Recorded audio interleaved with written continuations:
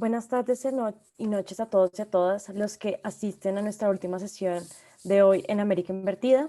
Cerramos nuestras exposiciones con la ponencia de Milena Camacho Rincón titulada El fermento revolucionario de Barranca Bermeja, fotografías de Floro Piedrahíta. Milena es estudiante de Artes Plásticas e Historia del Arte de la Universidad de los Andes, interesada en trazar vínculos entre estas disciplinas y las ciencias sociales. Con esta línea de estudios, recibió una distinción meritoria en su proyecto de grado sobre el movimiento obrero de Barranca Bermeja a través de las fotografías de Floro Piedrahíta. Por otra parte, en su trabajo en las plásticas, se enfoca en las técnicas artesanales, los tejidos, la gráfica y la cerámica.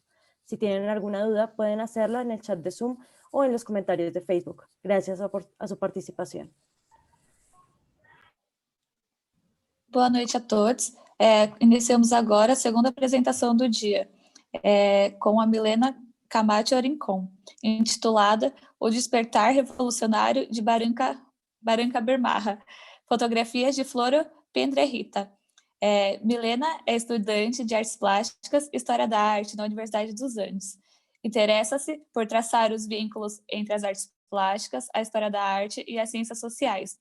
Com esta linha de estudo, recebeu reconhecimento pela excelência de seu trabalho de graduação sobre o movimento operário de Barranca Bermeja, através das fotografias de Floro Floro Piedrahíta. Por outro lado, em seu trabalho de artes plásticas, Milena aposta nas técnicas artesanais, no tecido, na arte gráfica e na cerâmica. Se tiverem dúvidas, podem mandar aqui no chat do Zoom ou no Facebook. Agradecemos a sua participação. Boa sorte, Milena. Gracias. Hola a todas y a todos. Muchas gracias por el espacio y por hacer posible este ciclo de charlas de estudiantes para estudiantes. Como bien ya les comentaron, mi trabajo se titula El fermento revolucionario de Barranca Bermeja, fotografías de Floro Piedrahíta. Y acá les comparto entonces la presentación. Esta ponencia es resultado de mi proyecto de grado que presenté ya hace un año. Perdón. Más adelante, ¿vale? En el cual me propuse examinar fotografías de las primeras huelgas obreras en Barranca Bermeja en 1924 y 1927. Estas son algunas de las imágenes en las cuales se basó la ponencia. Y son atribuidas a un sujeto que se hacía llamar Flor Piedrahíta, pero que en realidad este no era su nombre, se llamaba José Froilán Piedrahíta Callejas, y es un personaje bastante enigmático que ya más adelante les contaré. Antes de entrar en las imágenes, me gustaría comentarles un poco del contexto, y me siento algo afortunada de que María Quiñones expusiera primero para que les hablara un poco del caso colombiano.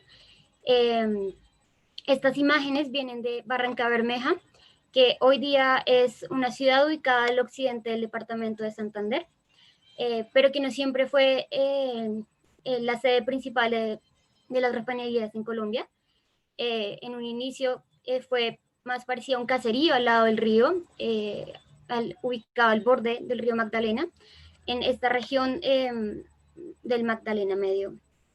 Barranca Bermeja es un lugar que ha estado, al igual que muchas partes de Colombia, marcado por la violencia y en especial por la historia del sindicalismo y del petróleo. Aquí algunas imágenes.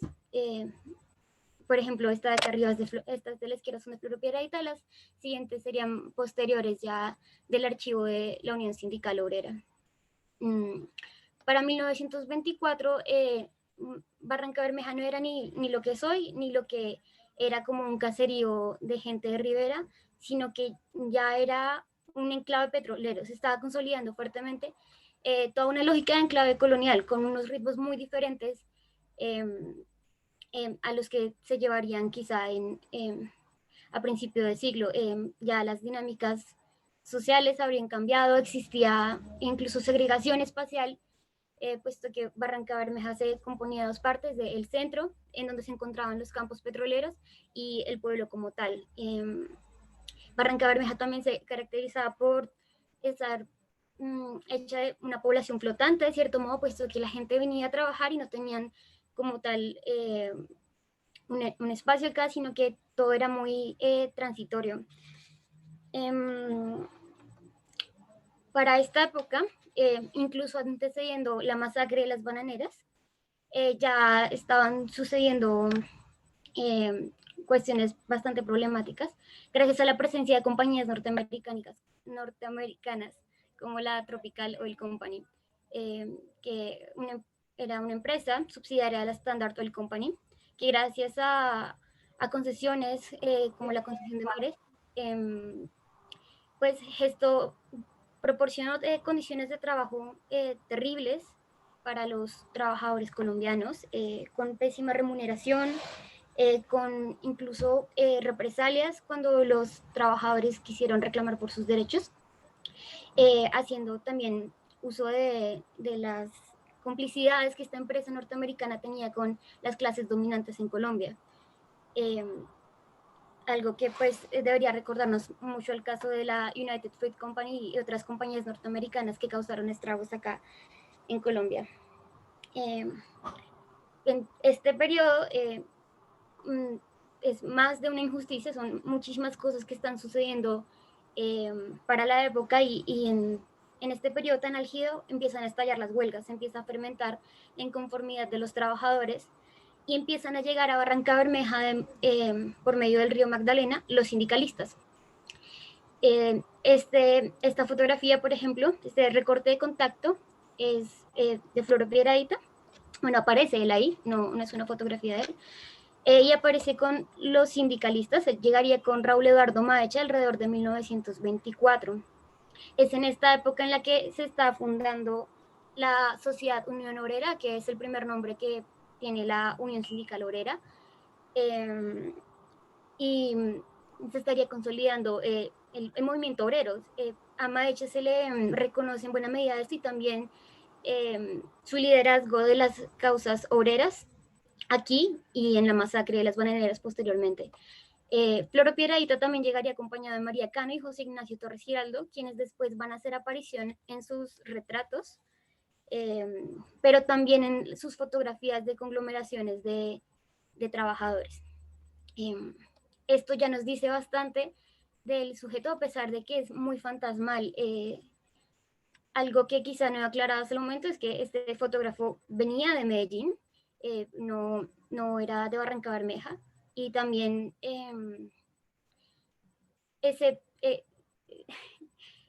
seguía las actividades de estos sindicalistas, pero no como un reportero o un único fotógrafo, sino que estaba más bien incrustado en la causa. Incluso en una ocasión estuvo en prisión en el Panóptico de Tunja cuando se acabó pues la primera huelga en 1924. Acá podemos ver dos imágenes en donde en una está siendo llevado encadenado y en la otra se encuentra con Maecha y otras figuras importantes del sindicalismo de la época, junto con este emblema de los 3 ochos, que es una causa, que es un símbolo de la causa obrera: 8 horas de trabajo, 8 horas de estudio y 8 horas de descanso.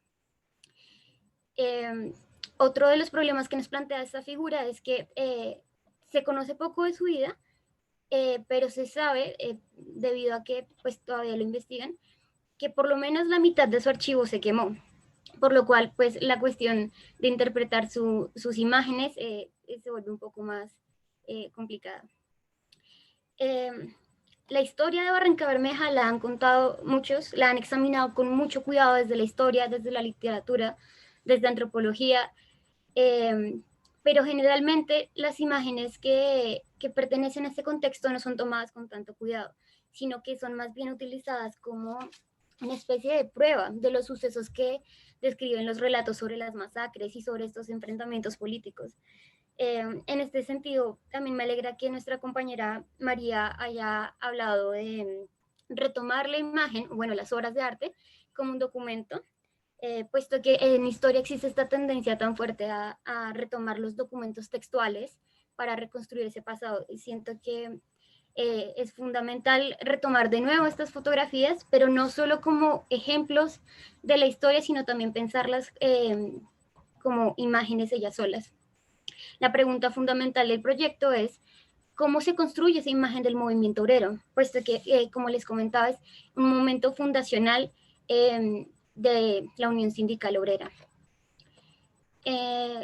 Una consideración importantísima también es pensar en la fotografía más allá del testimonio o la prueba, repitiendo, pero también como un producto material de un contexto muy específico que también puede responder a fines específicos. Y aquí podríamos introducir algo de subjetividad en la mirada de quien está elaborando estas imágenes. De nuevo, para recalcar en que no hay dicha transparencia o de prueba en las fotografías de Floro Piedrahita. Para esta primera aproximación se plantearon 3 categorías para el corpus de imágenes. Una categoría formal sobre las marchas, sobre qué imágenes muestran a los obreros en movimiento, una categoría para las conglomeraciones, en qué imágenes empiezan a conversar estos grupos de obreros, y una categoría de puertos, en donde se muestran los obreros en un lugar de acción. Recalcar aquí que los trabajadores de Barranca Bermeja no eran únicamente de refinería, es decir, estas primeras huelgas no incluyen solo obreros petroleros, sino que de varios gremios. Entre esos podemos contar a los obreros del puerto o los trabajadores de río, que incluso tenían la posibilidad de protestar en las instalaciones portuarias. En la primera faceta exploré las marchas, como ya les comentaba, y este ejemplo resulta fundamental. Yo hasta el momento no he encontrado el original, pero es sumamente importante para pensar de qué manera Floro Piedrahita le está dando agencia a los obreros. Para la época y generalmente, históricamente, ha habido una concepción peyorativa del término de muchedumbre o de multitudes. Y se puede pensar que en estas imágenes no existe tal noción peyorativa sobre los obreros. Pensando en la composición, es importante notar que los obreros que se muestran acá, por ejemplo, están a la altura de nosotros, nos podemos relacionar casi que a uno. Es este grupo de personas que se muestran con agencia, que vienen caminando hacia nosotros, que nos confrontan. Algo genial también es el texto que se inscribe en el suelo, que dice: el obrerismo en masa recorre las calles en señal de protesta al ver que el gobierno no hace respetar las leyes del país violadas por la Tropical Oil Company. Entonces esto ya nos da otro tipo de señalamiento, de denuncia también, y también un señalamiento sobre la colectividad. Esta imagen, cuando la examiné en la monografía, la quise comparar con esta pintura de Giuseppe Pelliza, en donde también se muestra este grupo de personas con cierto sentimiento optimista que caminan hacia nosotros, puesto que comparten un señalamiento diferente de la colectividad. Si bien en la pintura hay sujetos individuales, se puede trazar un paralelo acá, aunque sea una imagen bastante anacrónica. Pero de nuevo, en otras imágenes de Piedrahita, va a llamar la atención ese señalamiento sobre lo colectivo. Las comparaciones que hice en el trabajo van desde imágenes pictóricas, como la que veíamos en esta diapositiva, pero posteriormente también con fotografías de círculos de fotografía obrera en Europa, o de magazines en Estados Unidos que mostraban imágenes de obreros. Y esto resulta relevante puesto que hay diferencias notorias con otros ejemplos de fotografías de obreros. Por ejemplo, en este caso, esta portada es de 1919 y también se encuentra en un contexto de huelga, pero omite por completo el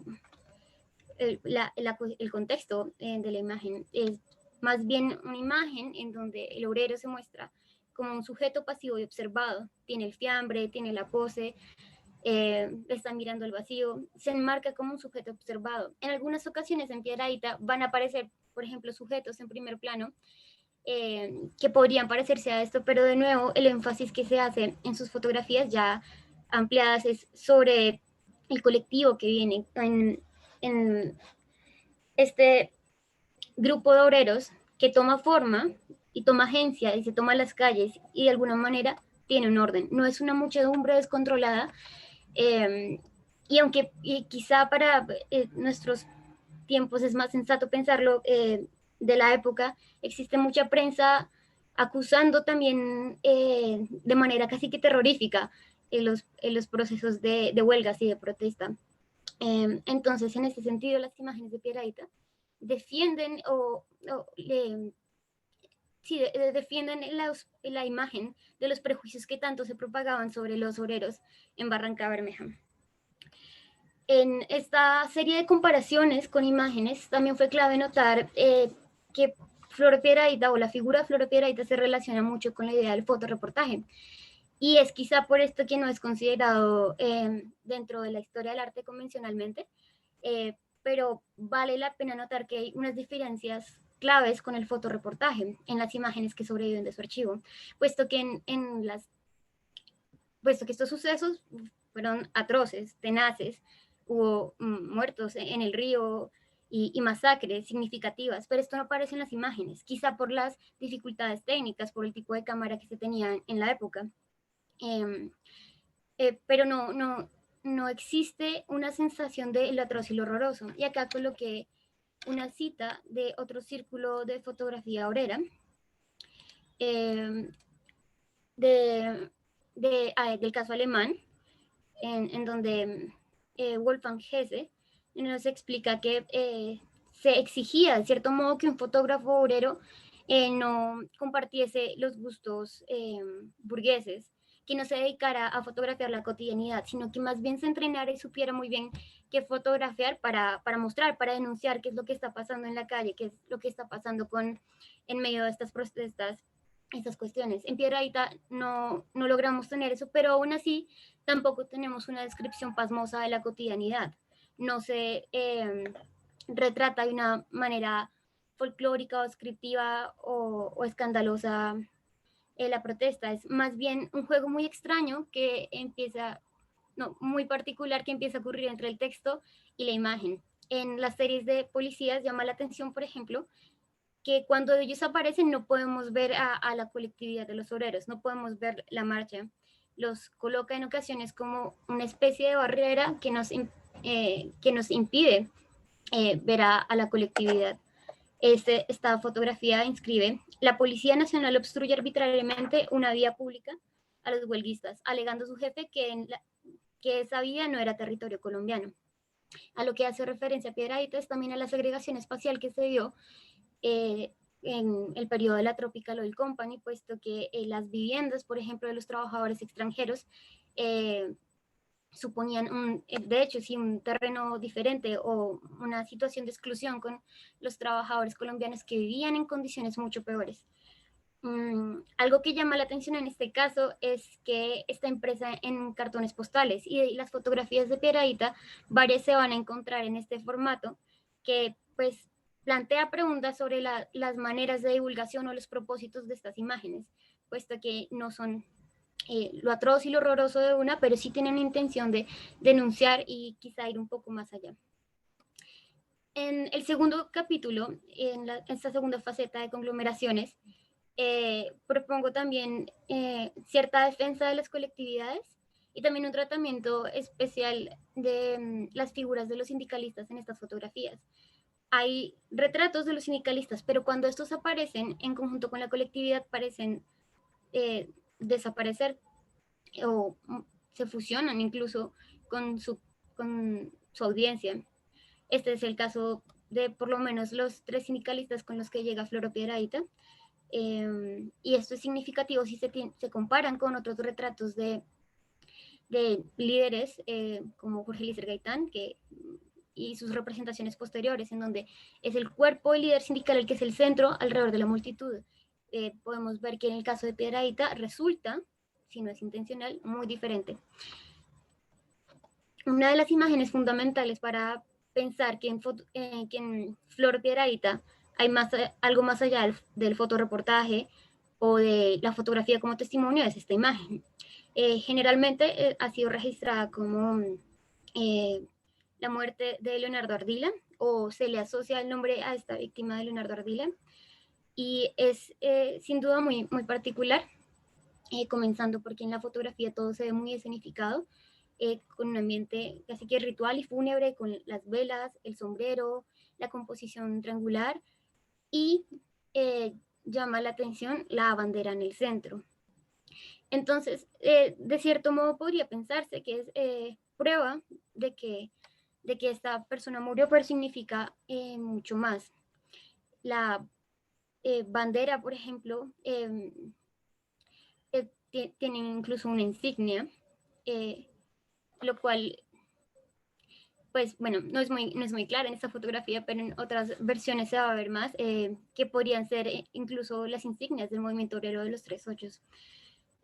Adicional a esto, de nuevo el texto empieza a jugar un papel fundamental y aquí trae unas referencias incluso más complejas o más encriptadas, puesto que coloca: he aquí una de las víctimas de la masacre de Barranca Bermeja en su San Bartolomé de la noche del 20 de enero de 1927.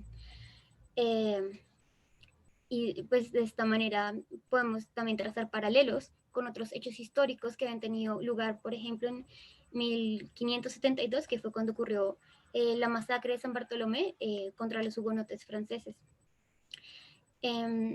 Entonces, hay varias cosas que están jugando acá, entre el texto, la composición, el ambiente escenificado, que nos hacen, que pueden hacer pensar que no se trata únicamente de un registro o de una denuncia particular.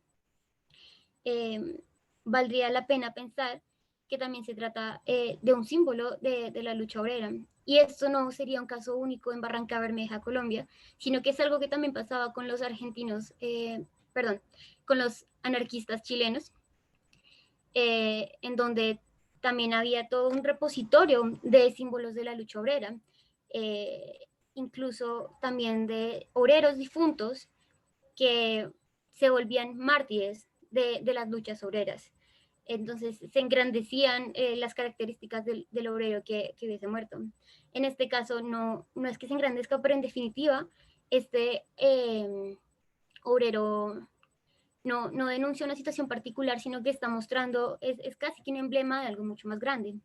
En esta parte es también relevante hacer comparaciones con el mundo pictórico y recordar, por ejemplo, las litografías de Honoré Daumier, en donde también está este interés de cierta denuncia política, pero no es apelando al atroz y al horroroso, a la cúspide de la violencia de la manera más sangrienta y horrorosa, sino que es más bien en una especie de callada nobleza que ocurre esta construcción de un símbolo. Se ve este cuerpo que yace en el cielo, en el suelo, y se entiende que en definitiva está sucediendo algo más que una simple denuncia de un caso particular. Esta imagen también se encuentra impresa en cartón postal y como en esta diapositiva se muestra, saldría publicada en La Vanguardia Liberal. En la tercera etapa del trabajo, cabían muchas otras de las fotografías que sobrevivían de Piedrahíta, pero habían unas que llamaban más la atención, puesto que eran otros lugares de conglomeración que ya no eran ni las plazas, ni eran marchas en las calles, sino que aparecían los obreros en el puerto. Cuando Floro Piedrahíta llega en 1924 a Barranca Bermeja, se toman unas fotografías de los obreros en el puerto petrolero para recibir al ministro de Industrias, Diógenes Arreyes. Maecha va a estar abanderando también esta cuestión. Y algo que resulta fundamental acá es que, de nuevo, se muestra la agencia de los obreros, pero no en cualquier lugar, sino en aquel en donde tienen posibilidades de actuar. En historia del sindicalismo en Colombia también son relevantes las huelgas de muelle, por ejemplo, que quizá en esta época también se volvieron parte de ese repertorio que tuvo el movimiento obrero para poder protestar por sus derechos. Eh, Algo que es fundamental recordar sobre estas fotografías de Piedradita es que no nos permiten encasillar a los obreros como sujetos particulares. De nuevo, el énfasis en estas imágenes, por lo menos, porque no se sabe de las que se quemaron, es en la colectividad. No existe esa descripción pasmosa en la cotidianidad del tipo de obrero en el río o en su trabajo. No existe algo que sí se gestó en otros círculos de fotografía obrera. No era la prioridad en este caso. Es más bien una consolidación de esa imagen del movimiento obrero la que era la prioridad en este caso. Adicionalmente a esto, de nuevo, es un lenguaje que al final resulta modesto, que no es escandaloso ni horroroso, eh, ni inmediato como el de la prensa, sino que está también muy construido y que de nuevo tiene una relación muy importante entre texto e imagen. En Piedradita puede verse muy evidente como una descripción de lo que está sucediendo, pero hay ocasiones en las que las palabras que el fotógrafo inscribe en la imagen pueden significar mucho más.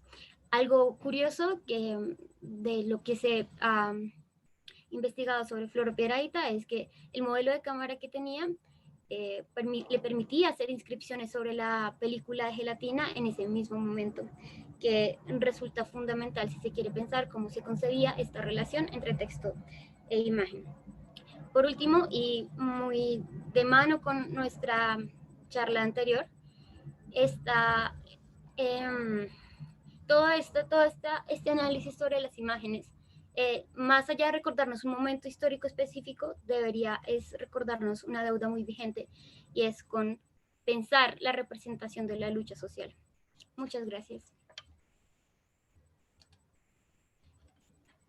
Muchas gracias a ti, Milena, por esta excelente exposición, muy importante también en acuerdo con la exposición que vimos antes de María Angélica.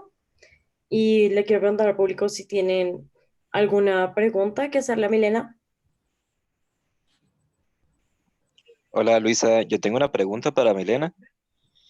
Milena, no sé si podrías hablarnos un poquito más de en cuáles medios es que se difundían las fotografías de Piedradita y más o menos cómo era la socialización de estas imágenes. Están siendo explotadas sexualmente con Yo alcancé a encontrar en la Hemeroteca Nacional de acá de Colombia una serie de imágenes en El Espectador y también en La Vanguardia Liberal. Uno es un periódico local, el otro ya es más amplio. Y también están estas postales, pero hasta el momento es un poco incierto hacia dónde se enviaron o quiénes las recibió, cómo se difundieron, puesto que las que existen, que están en el Archivo General de Santander, están en blanco o están rotas.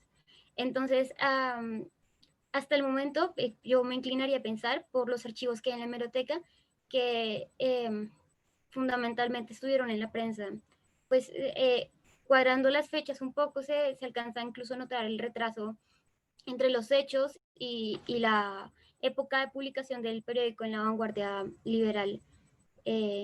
Sí, hay otras que, sin embargo, conserva la familia de Piedradita hoy en día, pero que no, pues eso no es un archivo un poco celoso, puesto que en otras ocasiones cuando han tratado de publicarlas, por ejemplo, algunas de las fotografías de Piedradita salieron publicadas en una revista que se llamaba Número 2.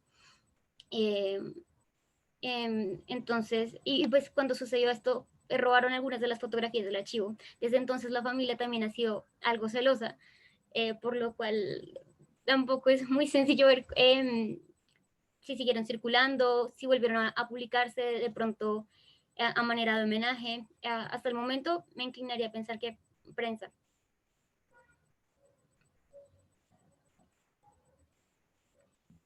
¿Alguna otra pregunta para Milena del público?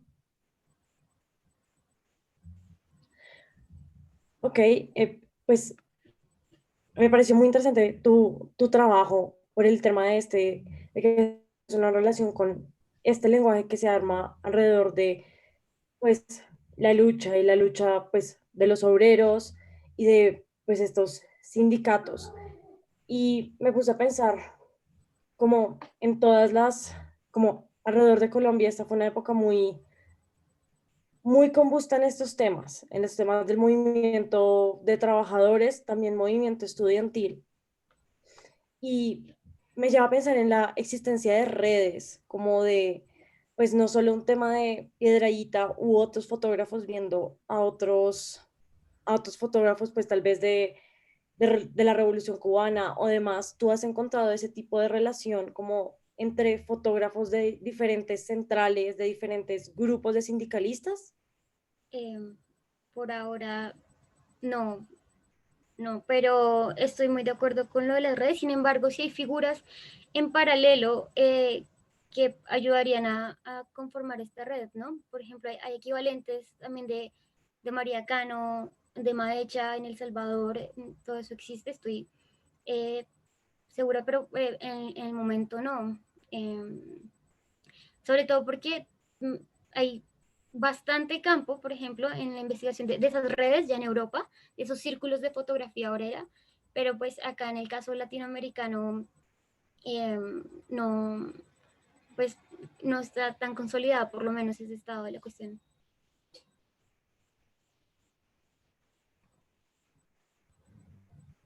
Claro. ¿Alguna otra pregunta para Milena?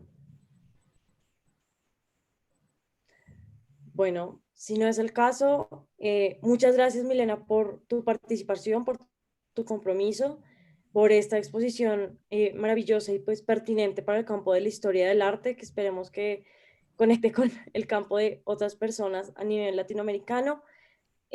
Los invitamos y las invitamos a seguir pues en sintonía con América Invertida. Les agradecemos toda su participación. Eh, y pues cualquier cosa pueden encontrarnos por nuestras redes sociales y pues aquí estamos para ustedes, ayudar a construir una red de estudiantes a nivel latinoamericano. Es algo no solo importante en tiempos de pandemia, sino algo que se debe mantener para el futuro pues mismo de la disciplina. Muchas gracias a todos y a todas. Gracias, Milena. Gracias, Luisa. Gracias a todas y a todos.